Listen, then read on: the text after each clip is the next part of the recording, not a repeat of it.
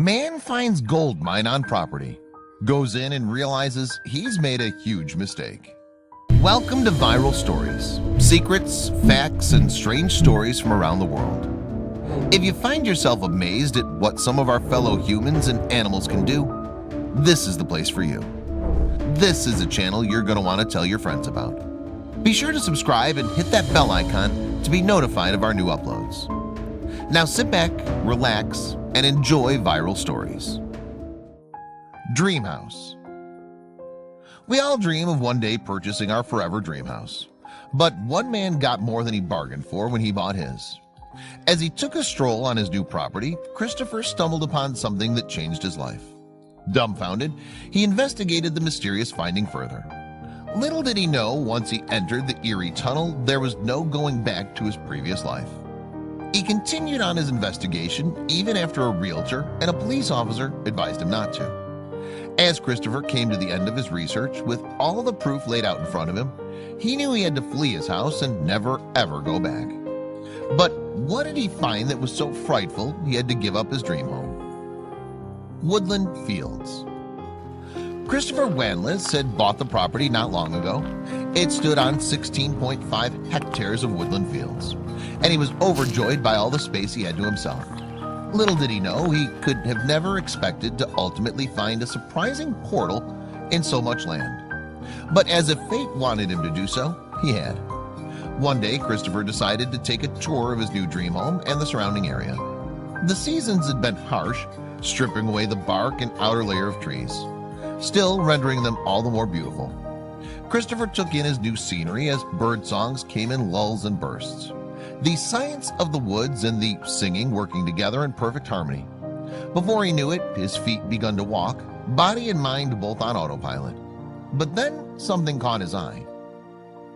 Mysterious discovery.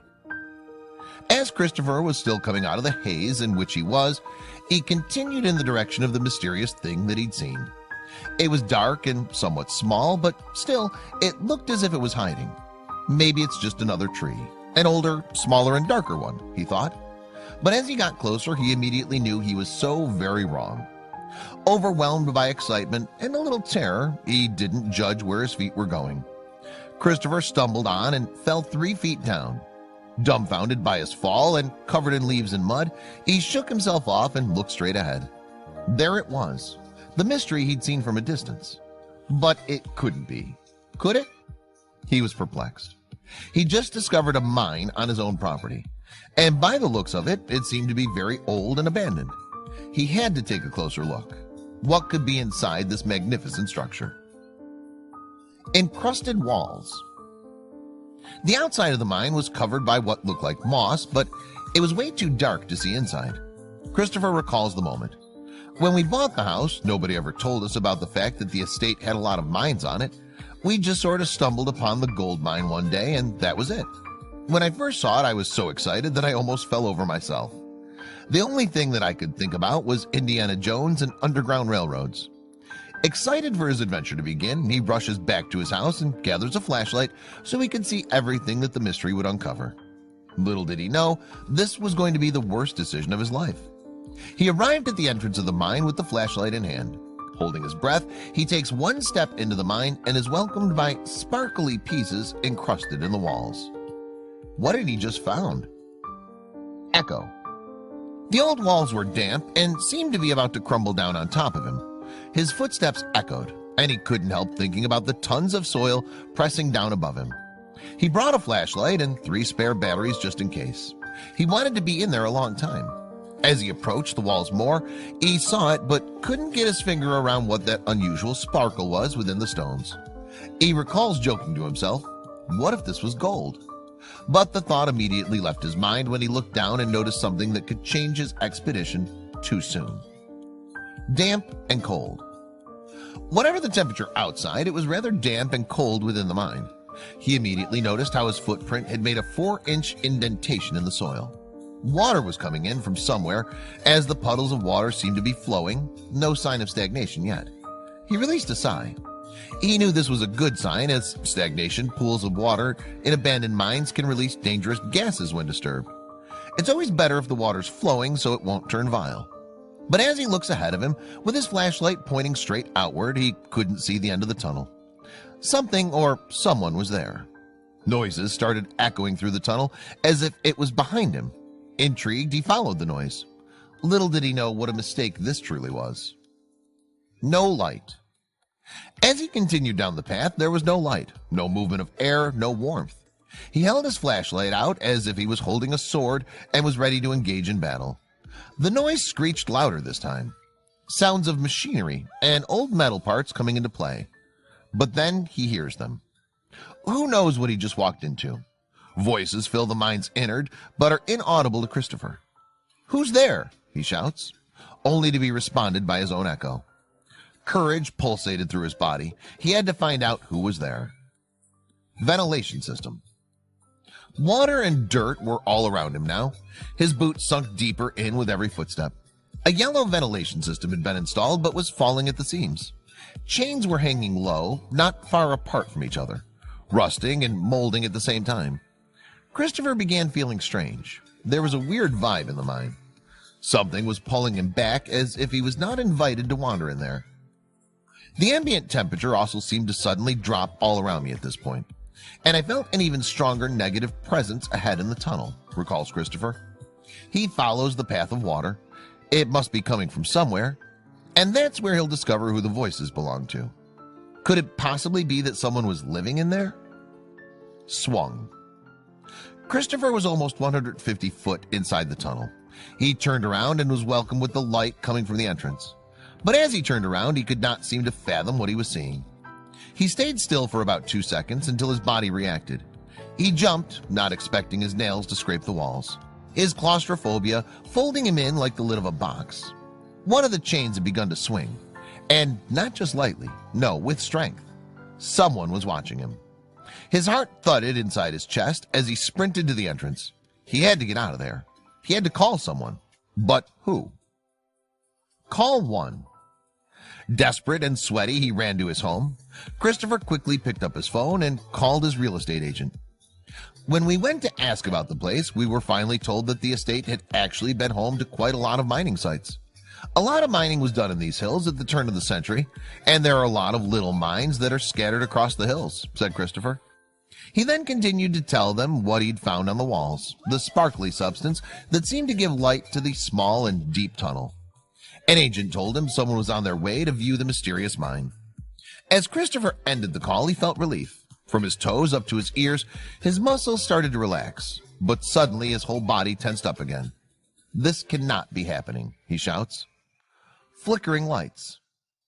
As Christopher stood in his kitchen where he hung up his call, the light started to flicker. He bundled his panic in his chest and breathed rapidly. The flickering of the lights gave him snapshots of his kitchen as a strobe light would. But then suddenly everything went dark. He fumbled over to where the switch was in his kitchen and began moving the switch up and down. Nothing. That's when he started noticing the chill. A cold breeze hit his face, wicking his nervous heat away faster than he could replace it. He immediately grabbed the flashlight he'd used in the mine, which thankfully was still in his pocket. He turned it on and pointed it in the direction of the thermostat. He could read that the temperature had fallen quite a bit, making his breath a fog cloud right in front of him. How strange, Christopher thought. But still determined to get his electricity back on, he went to his circuit breaker. Surely a fuse had blown, or something had happened. Faulty wiring. As he flashed the light in the direction of the breaker, everything seemed to be in order. Everything was where it was supposed to be, and the main fuse didn't look at all blown. As he continued to investigate within the box, trying different switches to see if it would miraculously turn on, Christopher let out an immense sigh when indeed it did. Faulty wiring, he thought to himself, but still couldn't shake the nervousness throughout his body. He went back upstairs to get a glass of water and calm his nerves. But as soon as he did, his doorbell rang. What could it be this time? Mr. Rudall. Mr. Rudall introduced himself to Christopher and began to explain how the real estate agency had contacted him because of what Christopher had found on his land. He was excited to see what he'd discovered, and more so, intrigued to see what the substance on the walls was. Christopher led Rudall to the mine, advising him to watch his step as he toppled over when he first approached it. As both men walked in silence among the woods, the sky looked washed in gray, as in preparation for a storm. But as they got to the mine, they both get out their flashlights. The sparkle of the walls seemed to be more evident now, the glare hitting them in the face fiercely. As Rudolph approached the stone walls inside the mine, he could no longer suppress his excitement. But as he turns to talk to Christopher, something in that mind is trying to send a message. Choked up and creeped out, he told Christopher something that made him have very mixed feelings about the situation. Nightmarish eyes. Rudolph, with nightmarish eyes, began to tell Christopher how the mine was indeed, to his own surprise, a gold mine, and that it had probably been used for that very reason a long time ago. As he looked at the walls, he could tell that the gold had been untouched within the stone, meaning that the miners hadn't finished their job and had abandoned the mine. But why? Rudolph continued to explain that there'd been a lot of local gossip regarding miners and mines from the turn of the century, but he never knew about any specific gold mines in the area. The only thing that made him wonder was what had happened there for all that gold to go untouched. Something awful, surely. Christopher wanted to get to the bottom of it. Secret door. As he summoned up the courage to investigate the mine further, two things whirled in his mind. There could be gold, also it could be haunted. He got prepared with his flashlight in hand and spare batteries in his pocket. He went inside. As he went down the path, with each and every footstep away from the entrance, darkness enveloped him. Last time he went into the mine, he could only muster going 150 foot. This time he knew no matter what, he had to go to the end.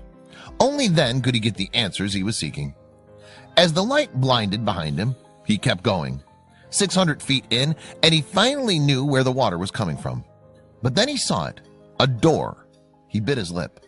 A shiver ran through his body like an electric current, and the water dropped on his face, blurring his vision. He forced his legs closer, sucking in a breath as he knocked on the door, knowing that there would be no answer. Then he twisted the handle. But what he saw stopped him in his tracks. World of its own. He'd wandered into a world of its own.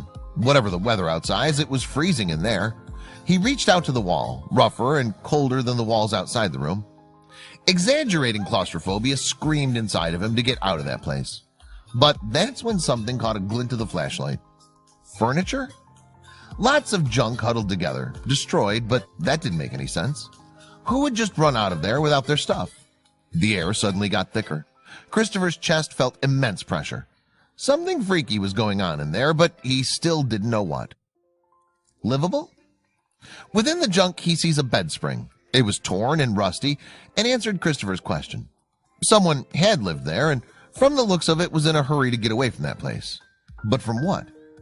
Christopher kept contemplating this idea when something else catches his eye. A mysterious brick hideaway. Who would need a hideaway within a door inside a mine? Someone trying to hide something valuable, of course. Intrigued, he goes up to the mysterious hole, but is disappointed when he finds it completely empty. As he's about to turn around and start his retreat, he sees something on the wall inside the brick hideout. Some sort of handwriting? Hideout. With his flashlight lighting the hideout, he examined various white scratches on the walls. He couldn't figure out what it was until he was closer. He could distinctly see how the walls had been scratched in vertical lines, 4 at a time. That was very odd, he thought, while he put his hand over the scratches and made another discovery. The scratches must have been done by fingers. The depth of the scratches were superficial, but still managed to make a mark on the cement. Who and what was so eager to get out of this place? But as he pondered on that question, he saw another thing that will haunt him forever. Scratches. On the opposite wall of the scratches, he'd found more, but this time there wasn't any lines, but a message on it. An unreadable message he had to document. He took out his camera and took a picture of it. Maybe later he'd put that picture on his computer and investigate further and decipher it. Startled, he heard a noise. The hairs on his body prickled forward and gave him goosebumps. Someone was there. He pointed his flashlight in the direction of the noise. Nothing. He turned around and continued to look at the wording on the wall, but in that instant he heard the sound of metal clashing together. A cold breeze closed over his shoulder like a whisper, and a sense of cold washed over him as if he had just passed through an icy shower, having every warm feeling and thought sucked out of him. At first, it appeared to come from behind him, then from the front. In only moments, the noise and cold were coming from every direction, getting closer, louder, more frantic. He ran. Run. Shivers went down his spine. and he felt the blood chill in his veins as he sprinted. He couldn't shake the feeling something wasn't right. His mind told him not to move, but his body dragged him to the light of the entrance like a moth to a flame. When he finally got out, he clutched his chest and fell to the ground. He should have known everything was so right it was wrong.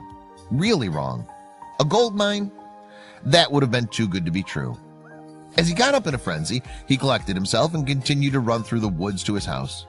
The stillness of the air seemed to suck even the sound of his footfalls. Even the trees seemed not to rustle, as if they were tense with nerves for what was to come. He ran like he had never done before. He had to find out what was really happening. Haunted mine. As he got to his house, he made his way straight to his study and locked himself in. Something weird was happening in that mine, and he needed answers. Creeped out, he Googled haunted mines, and as the results were loading, a chill rose up his spine, making him shiver. The thing that was in the mine was there, with him, inside the house, and he could feel it. He whipped around, and sounds of hushed whispering seemed to be erupting everywhere around him. Was he going crazy? A breath so hoarse echoed around him. As Christopher turned his head over his shoulder, the whispering stopped. The air chilled to ice, and his labored breathing became the only sound. Then, out of nowhere, the Google search loaded, and the first hit read, "If you want to get rid of the paranormal activity in the mine and subsequently in your life, you have to face it." Could he really? Could he go back and make whatever this is leave him alone? There was only one way to find out. Hello? Christopher heard the knocks come in pairs of threes, 3 times. He swallowed the lump in his throat. "Hello?" is all he could muster to say. Tentatively taking steps forward, he reached the handle of his study. He twisted it, hoping it would give easily and swiftly. It did. As he crossed over to the kitchen, a small whirring sound made him turn his attention to it. It came from the camera. He went over and picked up the object. He could have sworn he turned it off when he got inside the house, but when he went to check on the pictures, there were none on the SD card. They'd all been deleted. He picked up his camera again and headed towards the mine. This time he was going to face whatever was in there. Gathered courage. Christopher gathers all the courage he can as he looks into the mine. He's welcomed with darkness at first, but then he realizes he made a colossal mistake. The dark and shadowy corridor he had run out of twice already seemed a little darker. He thought that his flashlight was a bit faulty, so he continued on step by step through the puddles of water until an incredible cold gust of air hits him in the face with such strength he could have sworn it was a basketball. The cold air leaves him pale, even though his blood still runs warm. But then he heard the noise of metal again. He knew he had to face it, but he never expected this decision to be a terrible mistake. Awful sound. As his feet led the way through the darkened tunnel, his body abruptly stopped. The noise was so close his ears began to ring and screech in pain. The metal noise had turned into a hurricane of metals all clunking together, creating an awful sound. Christopher held his head in his hands for what seemed like an eternity. Suddenly, everything stopped. The sound was muted, and he looked up. Terror filled his body with silence more than it did with the noise, and that's when he saw it. Little clearer. The chains that hung from the rock ceiling of the tunnel started swinging rhythmically as if they were dancing. Hypnotized by what he was witnessing, he couldn't even begin to process the noise of swooshing water. As his eyes focused a little clearer, he saw it, a cascade of water coming towards him like a tsunami. I must be going crazy, Christopher thought, as the brittle silence of before was inundated with the sound of moving water. His head's pounding, every cell in his body is screaming for oxygen as he gathers himself and runs towards the light, the entrance. What could he do now? He couldn't face whatever was in there. Salvation. As Christopher ran out of the mine onto what he believed was salvation, he looked back. Perplexed, he didn't see any water of any kind, not even puddles in the entrance. He saw his frantic footsteps, but that was all. He began his journey back to his house. He knew then that he had to call someone who could help him with his paranormal activity, as he couldn't live like this. He walked through the utter blackness of the woods until he was close enough to see the lights on in his kitchen. Had he left them on? Maybe someone was there. Empty and alone. He opened the door, but his home felt so empty and alone. No one had been there. He must have left the lights on before. Shuffling through his kitchen, he can't get the thoughts of that day out of his head. Did everything really happen? He thought as he silently sat on his chair in his study and opened his computer up. Was he really going to do this? He'd never believed in ghosts or hauntings and paranormal activity, but everything that happened that day he just couldn't explain. He opened his search engine again and began to type. A loud wiring noise came from the engine of the computer, and suddenly it went black, as if it had died there and then. In a sitting position, he looked in disbelief at the black screen. What could possibly go wrong next? Christopher thought as tears filled his eyes. Little did he know this wasn't the end of his adventure. Tired. Christopher was tired, mentally and physically. That day had worn him out entirely. As he cupped his hands on his face, he felt a gentle pull. Without warning, something pulled at his feet. He noticed it like if it was metal and a magnet was pulling him towards it. He stumbled backwards, falling in the process. That's when he made the decision. He had to get out of there as soon as possible and call someone for help. Surely all of this could be explained. He knew a lot of paranormal cases had been due to many toxic gases, or maybe the water in the mine wasn't flowing but was stagnant and he hadn't realized. Whatever it was, it had to be something. He got in his car and drove to the nearest cafe. Double espresso. As he ordered a double espresso, he pulled up his search engine on his phone. Quickly, scared that this too would break, he typed in the box, "Best paranologist near me." Surprised, he sees that 2 different places have matched with what he was looking for. And they weren't far at all.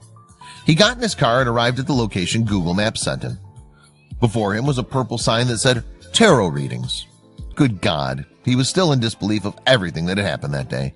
But he couldn't rest soundly if he didn't know what he was truly dealing with. Vacated. As the door of the entrance gave off a chime song, he immediately noticed the smell of incense. A woman dressed in red and purple coverings turned to Christopher and offered her hand to him. She then immediately started chanting, something familiar Christopher had heard before. In utter paralysis, he was drawn towards it. He knew. The song that she was singing was the noise he'd heard in the mine, but now was a lot more melodic. He opened his eyes and dashed out to his car. Christopher went to his mother's house that night and immediately put his home on the market. The real estate developer in charge of the estate tried to get a hold of him, but they never heard from Christopher. Indeed, his mother was selling the property on his behalf and was open to offers for anyone who was willing to purchase it. The remaining questions are, did Christopher in fact see something inexplicable on his property? Was the mine really haunted?